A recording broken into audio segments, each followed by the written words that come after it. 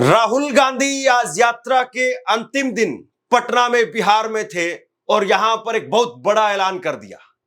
जाहिर सी बात है, आज पटना में राहुल गांधी ने जो कुछ कहा है उसको दिल्ली जब सुनेगी, यानी दिल्ली में बैठी हुकूमत जब सुनेगी तो उसके बाद में कान खड़े हो जाएंगे कि राहुल गांधी क्या करने वाले हैं। राहुल गांधी ने आज कहा कि आपने एटम बम सुना है, एटम बम। अब एटम बम के बाद में हाइड्रोजन बम आ रहा है, वोट चोरी का हाइड्रोजन बम। राहुल गांधी के इस बयान के क्या मायने हैं? क्या राहुल गांधी वाकई कुछ बहुत बड़ा करने वाले हैं? यह बहुत बड़ा सवाल है, क्योंकि राहुल गांधी ने पहले भी कहा था कि केवल एक जगह पर यह बात खत्म नहीं होगी, केवल एक सीट पर बात खत्म नहीं होगी, और आज उन्होंने हाइड्रोजन बम का नाम दे दिया। बीजेपी के लोग काले झंडे दिखा रहे है ना। अब मैं बीजेपी से कहना चाहता हूं, अच्छी तरह सुन लीजिए, बीजेपी के लोग अच्छी तरह सुन लीजिए। भैया, एटम बम का नाम सुना आपने? सुना है एटम बम का नाम? उससे बड़ा क्या होता है? उससे बड़ा क्या होता है? एटम बम से बड़ा हाइड्रोजन बम होता है। होता है नहीं होता है? माधवपुरा में हमने एटम बम दिखाया था। बीजेपी के लोगों, तैयार हो जाओ, हाइड्रोजन बम आ रहा है, हाइड्रोजन बम आ रहा है, तैयार हो जाइए। आपकी जो सच्चाई है, वोट चोरी की सच्चाई है, वो पूरे देश को पता लगने जा रही है। राहुल गांधी के इस हाइड्रोजन बम के मायने क्या होंगे? राहुल गांधी जब ये हाइड्रोजन बम निकालेंगे तो वो हाइड्रोजन बम कहां कहां का होगा? हरियाणा का होगा? क्या हाइड्रोजन बम से मतलब हरियाणा है? अब ये कयासबाजी, ये तुकबंदी अब जरूर चलेगी। क्या हाइड्रोजन बम का मतलब मध्य प्रदेश है? क्योंकि वहां पर भी बहुत कुछ था, एक नाराजगी थी, बहुत कुछ था, लेकिन लाडली बहना के नाम पर सब कुछ गौण कर दिया गया। राजस्थान है क्या? क्योंकि राजस्थान में भी आप देखिए कि विधानसभा चुनाव में किस तरीके से आक्रोश था, वसुंधरा राजे को साइडलाइन किया हुआ था, लेकिन उसके बावजूद आप देखिए। सबसे बड़ी बात यह छत्तीसगढ़ जहां पर यह माना जा रहा था कि भूपेश बघेल की कम से कम यहां पर सरकार जरूर रिपीट करेगी। मैं खुद छत्तीसगढ़ में ग्राउंड रिपोर्टिंग के लिए गया, बहुत सारे बीजेपी के कार्यकर्ता नेता मिले जो ये कह रहे थे कि सरकार तो उन्हीं की बन रही है, यह है कि हमारी 20-25 सीटें आ जाएं, 30 सीटें आ जाएं तो हम थोड़ा संतोषजनक इसको मानेंगे। लेकिन उसके बावजूद आप देखिए, सरकार चली गई कांग्रेस की। तो हाइड्रोजन बम अब कहां को लेकर के आएगा? क्या किसी प्रदेश को लेकर के, विधानसभा चुनाव को लेकर के आएगा, या फिर अभी राहुल गांधी की एक वीडियो बहुत वायरल हुई, जरा एक बार देखिए। ये राहुल गांधी, उनकी मुस्कान और ये तंज बहुत वायरल हुआ।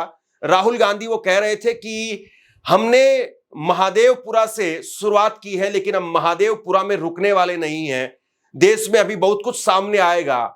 और राहुल गांधी जब वो बोल रहे थे तो सामने उनसे किसी ने कहा कि बनारस, और उसके बाद में राहुल गांधी जिस तरीके से बनारस के नाम पर हंसने लगे। तेरी महफिल में किस्मत आजमाकर हम भी देखेंगे, किसी दिन मुस्कुरा करके तमाशा हम भी देखेंगे।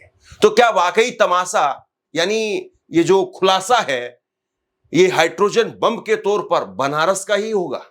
और अगर ऐसा हो गया, बनारस का हो गया, तो फिर तो आप सोचिए कि क्या कयामत वो इस सरकार पर टूट पड़ेगी। और यह बात सही है कि नरेंद्र मोदी बनारस में कई राउंड की वोटिंग में लगातार पीछे चल रहे थे। सोचिए आप, जो सरकार 400 पार की बात कर रही थी, जो सरकार 400 पार के नारे दे रही थी, वहां पर नरेंद्र मोदी वो खुद पीछे हो गए, पिछड़ गए बनारस के अंदर। तो क्या बनारस में ही कयामत टूटने वाली है? और सबसे बड़ी बात यह कि बनारस में ऐसा नहीं कि कोई बहुत हाई प्रोफाइल, कोई बहुत बड़ा चेहरा चुनाव लड़ रहा था नरेंद्र मोदी के सामने, जिस वजह से यह हो गया। और ऐसा भी नहीं था कि बनारस में कोई बहुत भयंकर तरीके से प्रचार हुआ। बनारस में वहां के स्थानीय नेता, कांग्रेस के नेता और अध्यक्ष अजय राय, वो चुनाव लड़ रहे थे और कई बार चुनाव में हार चुके हैं, लेकिन उन्होंने नरेंद्र मोदी को पटखनी दी, कई राउंड में उन्होंने पटखनी दी, और यही अपने आप में बहुत बड़ी बात हो जाती है। तो राहुल गांधी जब हाइड्रोजन लेकर के आ रहे हैं तो हाइड्रोजन राजस्थान को लेकर के है, हरियाणा को लेकर के है, मध्य प्रदेश को लेकर के है, महाराष्ट्र को लेकर के है, या छत्तीसगढ़ को लेकर के है, या फिर अब सीधे वो उस डेंजर जोन में घुस रहे हैं, उस इलाके में घुस रहे हैं कि फिर उसके बाद में बीजेपी का धुआं निकल जाएगा, यानी बनारस में घुस रहे हैं, वाराणसी के अंदर। तो क्या वाराणसी में ही अब काशी का क्यूटो वो राहुल गांधी बना देंगे? ये बहुत बड़ा सवाल है। मल्लिकार्जुन खड़गे ने कहा कि इस चुनाव के बाद में नीतीश कुमार को बीजेपी वहीं पर फेंक देगी जहां पर कचरे को फेंका जाता है। नीतीश कुमार जी वो एक जमाने में सोशलिस्ट की बात करते थे, सारे हिंदुस्तान में फिर फिर के लोहिया का गुण गाते थे, जॉर्ज फर्नांडिस का गुण गाते थे, दूसरे नेताओं का गुण गाते थे। कहाँ गए वो? कहाँ सोशलिस्ट के विचार गए? अरे अब तो जाकर आपने बीजेपी के झोली में गिरे हैं, आरएसएस के झोली में गिरे हैं, और ये आरएसएस आपको वही फेंकेगी जहां कचरे को फेंकते हैं। तेजस्वी यादव, उन्होंने नरेंद्र मोदी पर जम करके करारा हमला बोला और कहा देश का भूत, मोदी का झूठ। मेरे साथ नारा लगाओगे आप लोग? हम बोलेंगे देश का भूत, आप बोलना मोदी का झूठ। देश का भूत, देश का भूत, देश का भूत। मल्लिकार्जुन खड़गे साहब ने कहा कि नरेंद्र मोदी को चोरी करने की आदत है, कभी आपके पैसे चोरी करते हैं, कभी आपका वोट चोरी करते हैं। नरेंद्र मोदी बिहार में वोट चोरी करके चुनाव जीतना चाहते हैं। जो वोट चोरी का मामला है, मोदी हमेशा चोरी करने की आदत रखते हैं। वोट चोरी वो करते हैं, पैसा चोरी करते हैं, और जो जितने भी बैंक से चोरी करके लूट के बाहर जाते हैं उनको भी वो लोग संभालते हैं। मोदी जी ये वोट चोरी कराकर बिहार में जीतने की कोशिश कर रहे हैं। आप सतर्क रहना चाहिए। अगर आप सतर्क नहीं रहेंगे, ये मोदी जी और शाह आपको डुबाएंगे। जो बाबा साहब अम्बेडकर ने, जवाहरलाल नेहरू जी ने, महात्मा गांधी जी ने इस देश में वोट का अधिकार आजादी के बाद दिलाया, गरीब हो, अमीर हो या महिला हो, कोई भी हो, उनको अगर वोट का अधिकार मिला है, वो महात्मा गांधी जी से, अंबेडकर से और जवाहरलाल नेहरू से। इसीलिए उस वोट को खोना नहीं, चाहे युवा हो, चाहे महिला हो, चाहे नौजवान हो, चाहे बूढ़े हो। राहुल गांधी ने वोट चोरी वाले मसले को गांव देहात तक पहुंचा दिया है, लोगों तक पहुंचा दिया है। और अब वो कह रहे हैं कि वोट चोरी का मतलब केवल यह नहीं है कि आपका वोट नहीं डाला जाएगा। वोट चोरी का मतलब केवल यह नहीं है कि आप वोट नहीं डाल सकते हैं। वोट चोरी का मतलब यह है कि पहले आपका वोट चोरी हो रहा है और फिर उसके बाद में आपके अधिकार वो चोरी कर लिए जाएंगे। वोट चोरी का मतलब अधिकार की चोरी, वोट चोरी का मतलब आरक्षण की चोरी, वोट चोरी का मतलब रोजगार की चोरी, वोट चोरी का मतलब शिक्षा की चोरी, वोट चोरी का मतलब लोकतंत्र की चोरी, वोट चोरी का मतलब युवाओं के भविष्य की चोरी।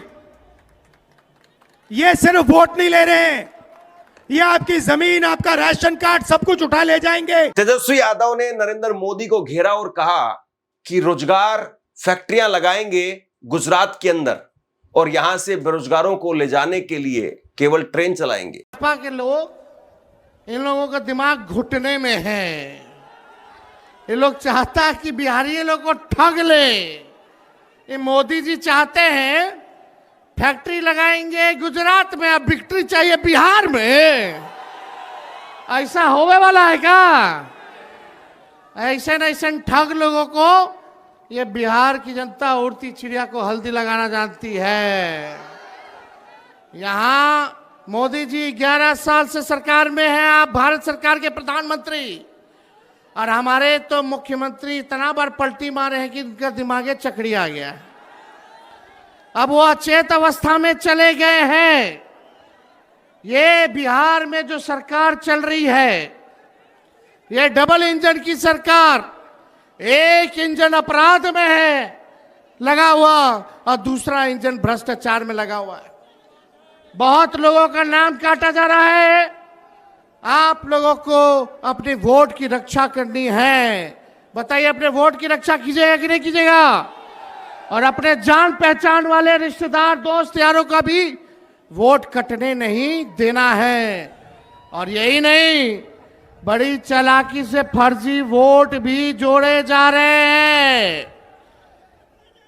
तो यहां बिहार में गड़बड़ करने वाले को मुंह तोड़ जवाब देना है, मुंह तोड़ जवाब देना है। हेमंत सोरेन झारखंड के मुख्यमंत्री, हालांकि उनको पहले भी आना था, लेकिन उनके पिता का देहांत हुआ, इस वजह से वो नहीं आ पाए थे। लेकिन आज वो पटना बिहार में पहुंचे और उन्होंने कहा कि ये सरकार ईडी, सीबीआई एजेंसियों का डर दिखा करके लोगों को जेल में डाल करके और सरकारों को चुराना चाहती है।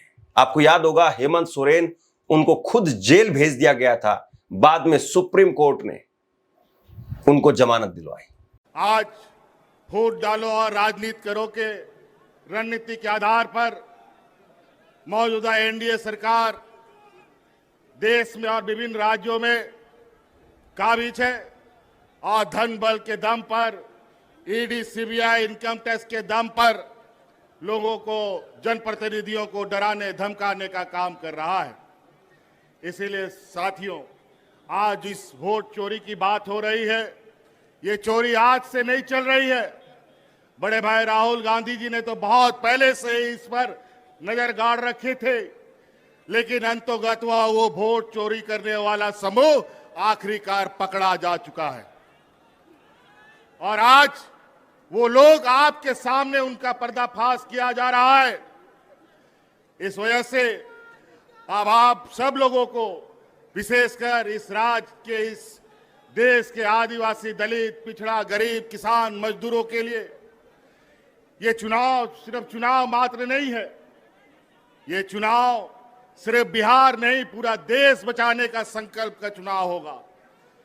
इस वजह से साथियों, आप सब लोग, आज चूंकि हम लोग विपक्ष की तरफ से लगातार इन षड्यंत्रकारियों के खिलाफ आवाज बुलंद कर रहे हैं, तरह तरह तरीके से वो अपना हथकंडा अपनाते हैं। मुझे भी कई दिनों तक जेल में डाल दिया।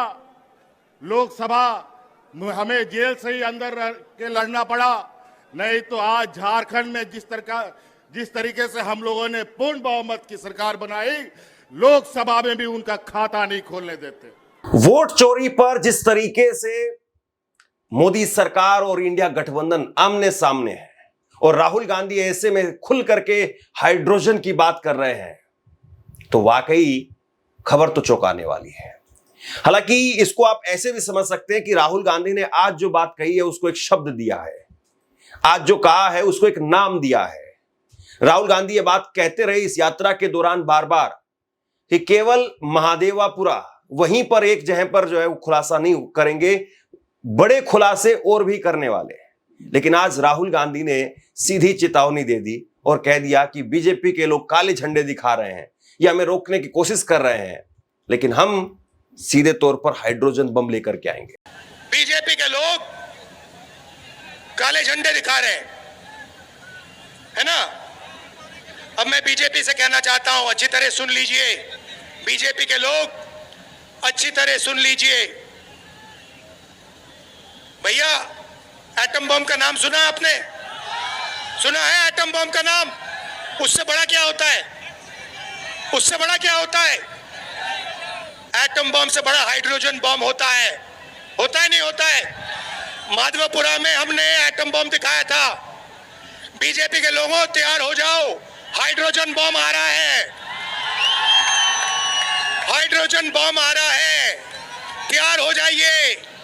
आपकी जो सच्चाई है, वोट चोरी की सच्चाई है, वो पूरे देश को पता लगने जा रही है। जाहिर सी बात है, इस वक्त में राहुल गांधी इंडिया गठबंधन के हौसले उस सातवें आसमान पर दिखाई दे रहे हैं। चुनाव आयोग ने पिछली बार कहा था कि राहुल गांधी ने जो कहा है उसमें हमें हल्फनामा दे, वरना देश से माफी मांगे। तीसरा रास्ता नहीं है। यह एटम बम के बाद में हुआ था, जब राहुल गांधी ने अपने कथित तौर पर एटम बम यानी प्रेस कॉन्फ्रेंस जब की थी, उसके बाद में चुनाव आयोग ने 10 दिन बाद में बात कही थी। और अगर राहुल गांधी अब हाइड्रोजन बम लेकर के आएंगे तो चुनाव आयोग फिर क्या कहेगा। और जाहिर सी बात है, जिस रास्ते पर ये गाड़ियां चल रही है, चुनाव आयोग की गाड़ी अब कितने समय तक बच पाएगी। राहुल गांधी ट्रक लेकर के आ रहे हैं। इसको थोड़ा सा मैं दूसरे शब्दों में समझाने की आपको कोशिश कर रहा हूं कि एक ही सड़क है और एक ही सड़क पर 2 गाड़ियां दौड़ रही है। चुनाव आयोग वो कोशिश कर रहा है कि अपनी गाड़ी को बचा करके ले जाए, लेकिन राहुल गांधी वो ट्रक लेकर के आ रहे हैं और वो कह रहे हैं कि मेरे ट्रक में हाइड्रोजन बम है, वोट चोरी का हाइड्रोजन बम है। और इस वोट चोरी के हाइड्रोजन बम से वो चुनाव आयोग की जीप वो कब तक बचेगी। उसको जवाब देना पड़ेगा या पलटवार करना पड़ेगा। और मैं बार बार इस बात को कहता रहा हूं कि राहुल गांधी के चाहे एटम बम हो चाहे हाइड्रोजन बम हो, ये लोकतंत्र के लिए काला धब्बा है। सोचिए जरा इस बात को। इस देश का इतिहास है 75 साल का। तमाम पार्टियों ने चुनाव लड़े हैं, चुनाव जीते हैं, चुनाव हारे हैं, चुनाव हराए हैं, लेकिन वोट चोरी और एटम बम और हाइड्रोजन बम वो सामने नहीं आए। और ऐसे में अगर पहली बार ऐसा हो रहा है कि वोट चोरी हो रही है, तो ये लोकतंत्र में बहुत बड़ा काला धब्बा है। और ये जिम्मेदारी केवल राहुल गांधी की नहीं है, बल्कि ये सवाल हम सबको भी पूछना चाहिए। हम सबको भी ये जानना चाहिए कि क्या वाकई वोट चोरी हो रही है। और अगर ऐसा हो रहा है तो चुनाव आयोग वो चुपचाप क्यों है, खामोश क्यों है। और अगर राहुल गांधी झूठ बोल रहे हैं तो खुलेआम क्यों घूम रहे हैं, उनको जेल में उठा करके क्यों नहीं डाला जा रहा है। मेरा वोट कोई चोरी करे, इस बात का अधिकार किसी को कैसे मिल रहा है। मेरा वोट अगर मेरे ही लोकतांत्रिक देश में सुरक्षित नहीं है तो क्यों नहीं मुझे सवाल पूछना चाहिए। जाहिर सी बात है, मुझे सवाल जरूर पूछना चाहिए, मुझे चिंता जरूर होनी चाहिए। लेकिन क्या वाकई देश के लोगों को चिंता है, या राहुल गांधी जो हाइड्रोजन बम एटम बम ये बोलते रहेंगे, चुनाव आयोग खामोश रहेगा। राहुल गांधी हो सकता है कि अगले हफ्ते 10 दिन में कोई बहुत बड़ा खुलासा कर दे किसी स्टेट को लेकर के, किसी सीट को लेकर के। तो क्या ये बस इतना नॉर्मल मामला है, इतना सामान्य मामला है कि इस पर आप चुप होकर के या राहुल गांधी को तू तड़ाक करके या फिर कुछ भी कह करके मामले को खारिज कर दें। क्यों नहीं इस मामले में एक्शन हो रहा है, ये बहुत बड़ा सवाल है। आप क्या सोचते हैं, नीचे कमेंट बॉक्स में लिख करके जरूर बताइए। और राहुल गांधी के हाइड्रोजन बम का इंतजार रहेगा कि वो हाइड्रोजन बम कब फूटता है। इस खबर को शेयर कीजिए। धन्यवाद।